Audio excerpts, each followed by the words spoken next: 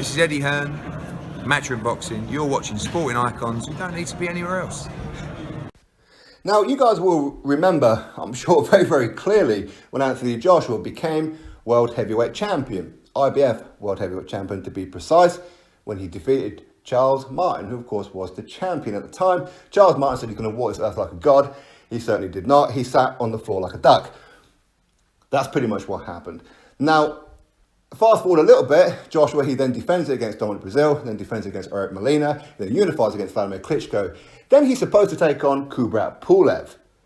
Kubrat Pulev, in the build-up to all of this, I'm not really sure. I didn't know that I was meant to be fighting Anthony Joshua. My team, which at the time was Nissan Callis Howland, they're not really keeping me informed. I don't know what's going on. This 10, 12 weeks isn't really enough time. You need like a 16-week camp to prepare for a fight of this magnitude.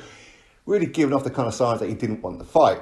Bear in mind, about a year or so beforehand, when Joshua fought Eric Molina, Joshua wasn't trying to get Eric Molina.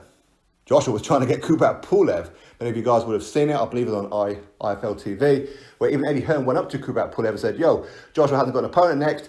Why don't you step in? Why don't we bring forward the mandatory? Pulev was like, no, laughing and walked off because he wanted to go fight Derek Chisora for the European heavyweight title. Anyway, he gets mandated, he gets forced, he gave all the excuses, I don't know about this, I don't know about that, blah, blah, blah. Either way, he has to sign the contract. He signed the contract. Forward a few weeks later, he then pulls out with about 3 weeks before the fight or something like that. He pulls out with an injury, was it shoulder or bicep? I forgot. Then replaced by Carlos Takam. So everybody's up to speed so far. Fast forward again, Kubrat Pulev, of course he defeats Hughie Fury. He then sits around, doesn't really do too much. He fights the likes of, Rydell Booker and Bogdan Dinu and whatever else. Basically he's sitting on his position.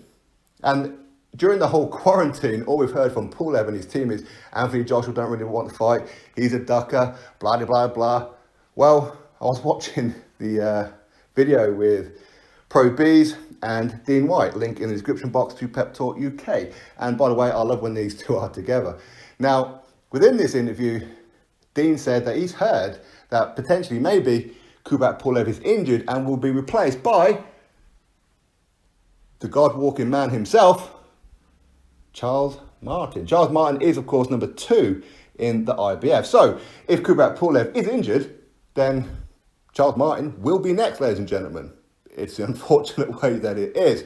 So, I texted Dean, I said, are you sure about this? Or words to that effect. He was like, well, it's what I heard, I don't really know. But hopefully not. But it's what he's heard. So, if what he's heard is true, then Charles Martin will be up next if Pulev is injured.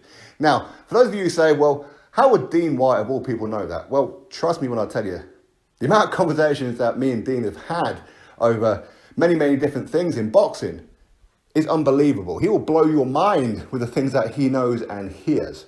In fact, he's got quite a few things in the pipeline, so he will keep you updated with all that. Now, I know a lot of people think that he's just part of Dillion's camp. I mean, he is, but they actually have separate businesses. Dean, of course, he's doing his management and all other kind of things. I don't want to go too much because I don't know whether or not he's officially announced some stuff yet.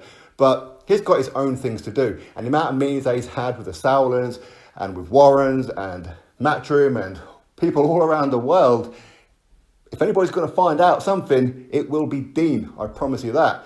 So if what he's heard is, or actually comes true, Charles Martin will be next for Anthony Joshua. Not something that Joshua wants, not something that Eddie Hearn wants, not something that anybody wants, except maybe Charles Martin. Of course, he's going to want that payday, so he can get that payday, take some time off boxing and start a bit of a rap career in that again, take some drugs, whatever it is that he's going to be doing, okay? But now I know Charles Martin, he does get like a lot of stick because obviously he came over and he sat on his backside in round number 2 when Joshua became world champion. But the truth is, he is actually better than what people give him credit for. But people don't really watch his fights outside of the Joshua one. If you watch the Kalnacki one, you see that he does actually have a pretty good chin and he can fight. But people ain't going to want to watch that. And Joshua, unfortunately, is going to get stick for this. Even though it's not his fault. And his ultimatum will be, fight the next guy in line, which is Charles Martin, or lose your belt. Vacate it, get it stripped, however. So Josh's going to have no choice but to have Charles Martin Part 2. Hey, listen, it is what it is.